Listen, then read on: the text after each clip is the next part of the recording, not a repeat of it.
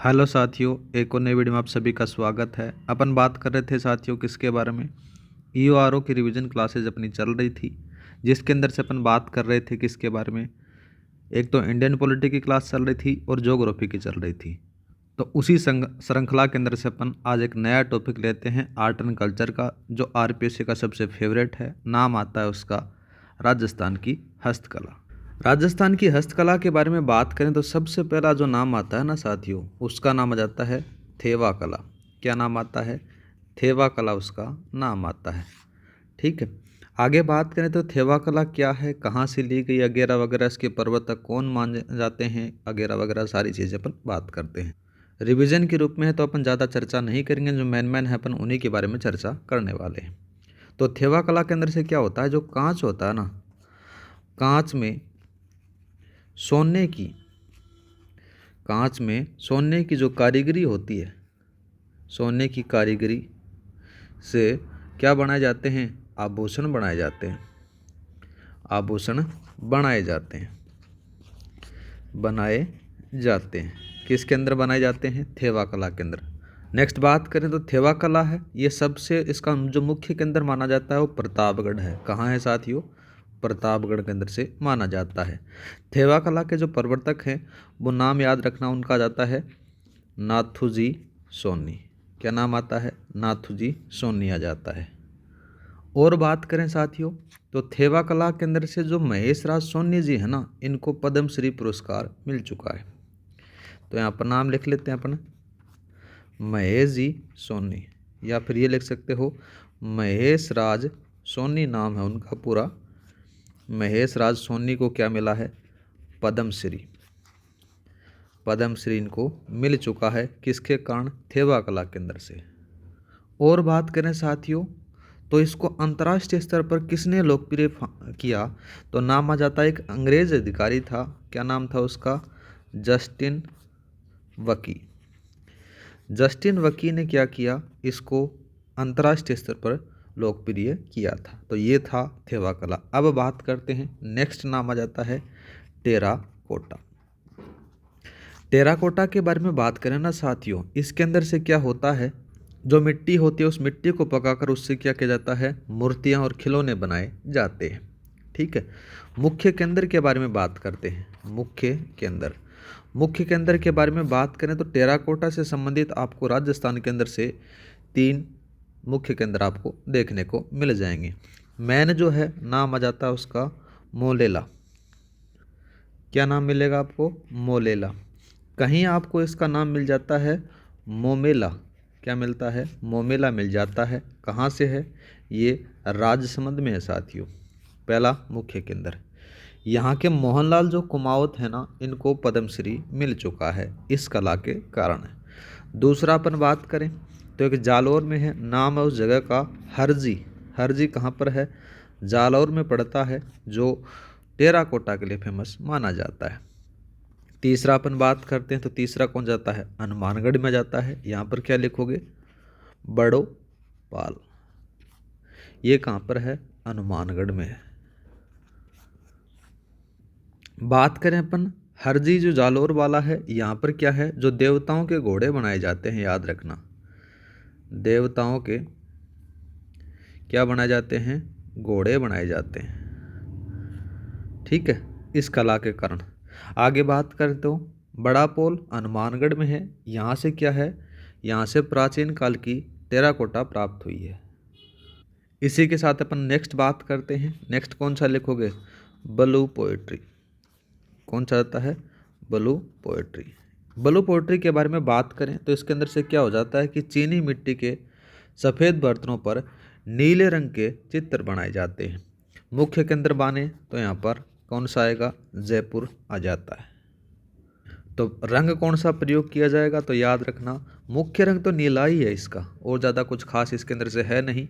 वैसे देखा जाए तो ब्लू पोएट्री के अंदर से और भी रंगों का प्रयोग किया जाता है। ब्लू पोएट्री से संबंधित एक और नाम आ जाता है, नाम आता है उसका ब्लैक पोएट्री। ब्लैक पोएट्री कहाँ की फेमस है? कोटा की है साथियों। कहाँ की है? कोटा की है।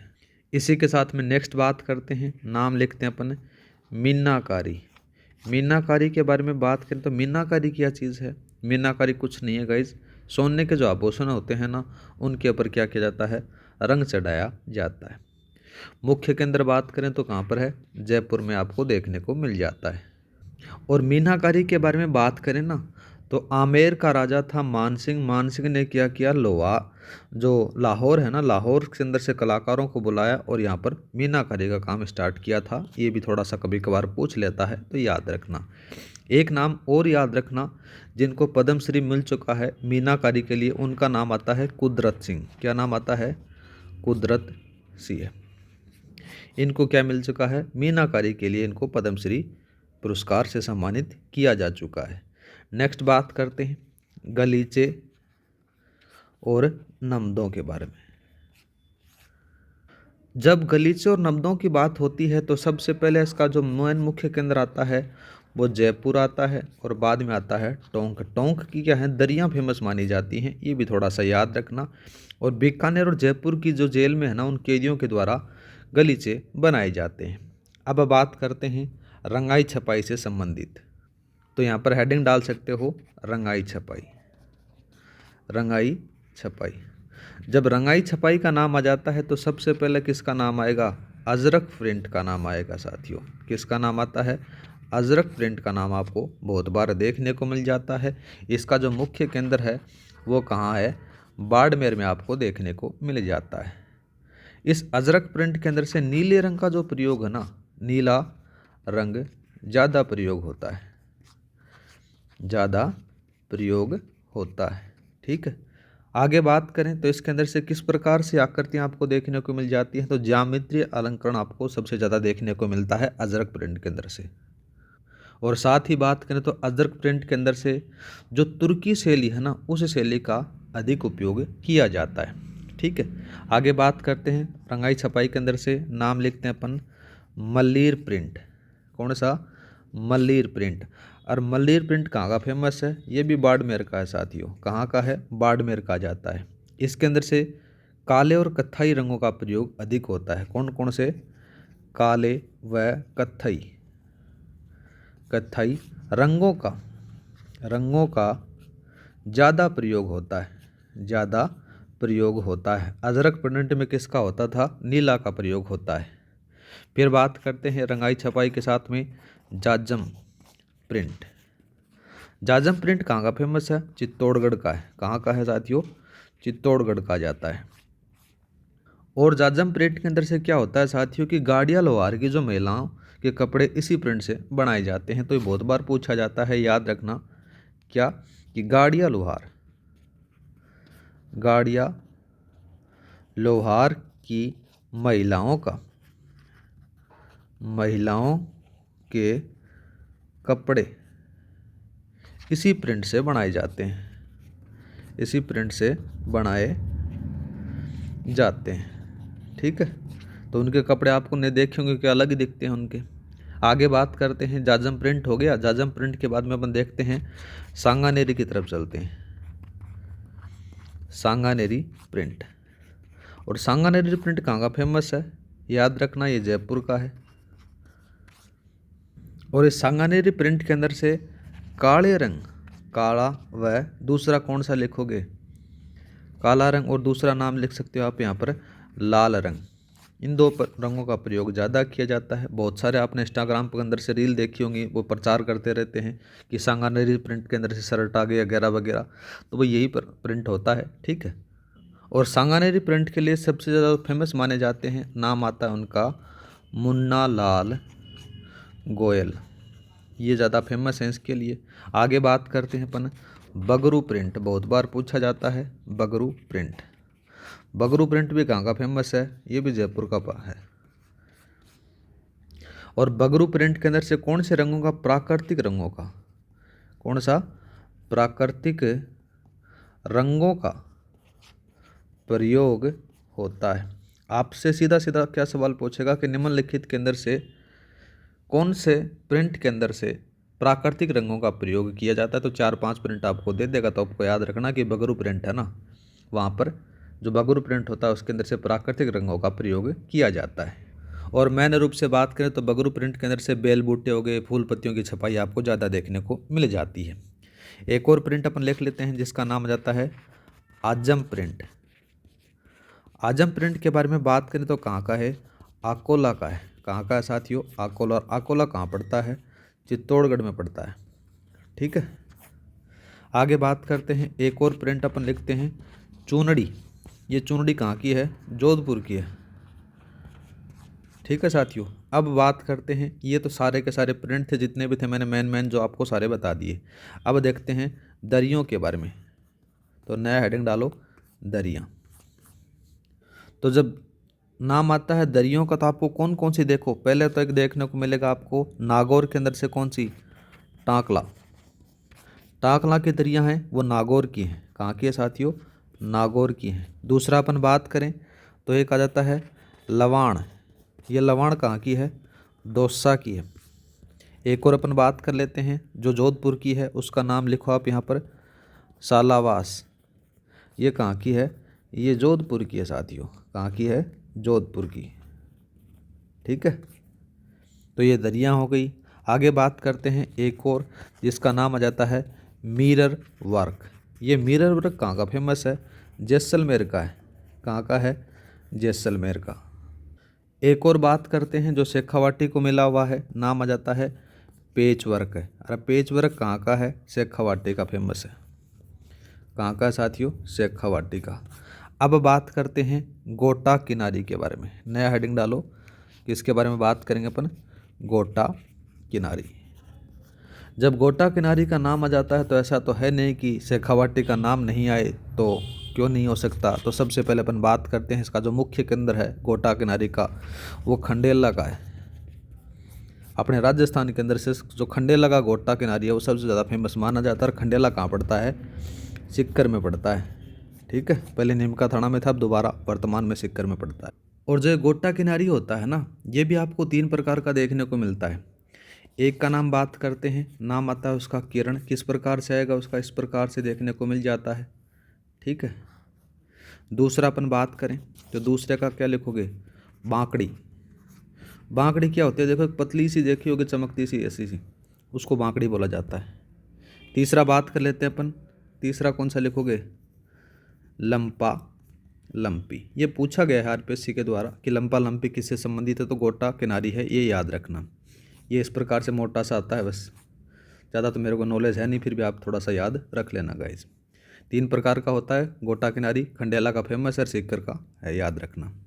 नेक्स्ट बात करते हैं किसके बारे में, तारकसी के जो गहने हैं ना उनके बारे में। तारकसी के गहने, तारकसी के गहनों के बारे में जब चर्चा होती है तो इसके अंदर से क्या होता है, ये जो फेमस माना जाता है ना, ये नाथ द्वारा का है। कहाँ का है, नाथ द्वारा का। नाथ द्वारा कहाँ पड़ता है साथियों, राजसमंद में पड़ता है। ठीक है, इसके अंदर से होता क्या है कि चांदी के जो पतले तारों से क्या किए जाते हैं, आभूषण बनाए जाते हैं। ठीक है, आगे बात करते हैं कोटा डोरिया। कोटा डोरिया, जब कोटा डोरिया का नाम आ जाता है तो इसका मुख्य केंद्र आपको 2 मिलेंगे। देखो, एक तो कोटा में मिलेगा और एक बारा में मिलेगा। अगर याद नहीं हो कोटा डोरिया तो नाम से याद रख लेना। एक तो कोटा फेमस है कैथून का, दूसरा अपन बात करते हैं बारा का जिसका नाम आ जाता है मांगरोल। तो इसका जो मुख्य केंद्र कौन सा लिखोगे, कैथून आ गया। कैथून ये कोटा में पड़ता है। और दूसरा बात करें तो नाम आ जाता है मांगरोल। कौन सा आता है, मांगरोल आता है। और मांगरोल कहाँ पड़ता है, बारा में पड़ता है। ये दोनों आसपास ही हैं, कोटा बारा झालावाड़ वाला क्षेत्र। और बात करें जो कोटा डोरिया की जो कला है ना, ये जालिम सिंह जो जाला है ना, इसके कलाकार नाम आ जाता है उसका मसूर अहमद। को कहाँ से लेकर आए थे, हैदराबाद से यहाँ पर लेकर आते हैं। जो कोटा डोरिया, इसका नाम दूसरा नाम और याद रखना, इसको कहा जाता है मसूरिया कला के नाम से भी जाना जाता है। क्या कहते हैं इसको, मसूरिया कला। मसूरिया कला इसको कहा जाता है। ठीक है साथियों, और कैथून है जो कोटा वाला, उसके अंदर से आपको बहुत सारे विभीषण मंदिर भी देखने को मिल जाते हैं। आगे बात करते हैं नेक्स्ट। तो देखो, जब आप हनुमानगढ़ जाते हो ना, तो हनुमानगढ़ के अंदर से क्या, जो खेल का सामान है वो सबसे ज़्यादा सस्ता मिलता है। तो खेल का जो सामान है वो कहाँ का फेमस है, हनुमानगढ़ का है साथियों। ठीक है, आगे बात करते हैं खेती के जो औजार हैं। खेती के औजार, खेती के औजारों के लिए फेमस राजस्थान के अंदर से कहाँ माना जाता है, नागौर है। एक और बात करते हैं नेक्स्ट, कौन सा लिखोगे, कागजी वर्क। या फिर कागजी बर्तन बोल सकते हो। कागजी बर्तन हैं ये अलवर के फेमस हैं, ठीक है। कागजी बर्तन के बारे में बात करें तो एक और नाम आ जाता है कोफ्तागिरी। क्या आता है? या फिर कोफ्तगिरी। ये कोफ्तगिरी कहाँ की फेमस है, ये याद रखना। इसके दो मुख्य केंद्र आपको देखने को मिलेंगे, एक तो जयपुर है और दूसरा कौन सा है साथियों, अलवर है। ये दो चीज़ें आपको थोड़ा सा याद रखना। इसके मुख्य केंद्र आ जाते हैं। इसके अंदर से क्या है, लोहे में सोने की कारीगरी की जाती है। क्या होता है कि लोहे में सोने की कारीगरी होती है, ठीक है साथियों। आगे बात करते हैं, एक और नाम अपना लिखते हैं तहनीसा। क्या नाम आ जाता है उसका, तहनीसा। तहनीसा क्या है, इसके अंदर से पीतल में होता है काम। पीतल में सोने की कारीगरी होती है, सोने की कारीगरी, ठीक है साथियों। इसका मुख्य केंद्र भी वही आपको देखने को मिलेंगे, जयपुर अलवर वाले।